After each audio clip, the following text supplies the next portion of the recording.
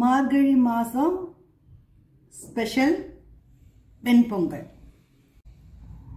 வெங்காயம் இல்லாமல் புதினா தொகையல், வெங்காயம் இல்லாத பச்சடி.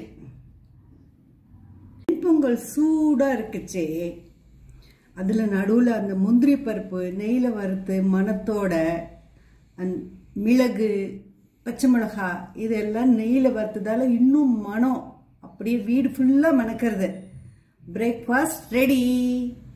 பொதுவாக பொங்கல்னாலே தேங்காய் சட்னி இருக்கும், கத்திரிக்காய் கொசு இருக்கும். இன்னைக்கு நான் பண்ணியிருக்கிறது புதினா தொகையல் அண்ட் இந்த குளிர்கால ஸ்பெஷல் கற்பூரவள்ளி ரைத்தா. பெங்களூர்லாம் பொங்கல் கொடுத்தா அதுக்கு மொசரு பஜ்ஜின்னு கொடுப்பாங்க. புதினா தொகையல் பொங்கலுக்கும் நல்லா இருக்கும். சாதத்தில் எண்ணெய் குத்தி அதுவும் நல்லெண்ணெயோட பிசிந்து சாப்பிடுச்சு ரொம்ப நல்லா இருக்கும். இந்த புதினா தொகையலுக்கு பெஸ்ட் காம்பினேஷன் கற்பூரவள்ளி பச்சடி. ட்ரை பண்ணுங்க நீங்களும்.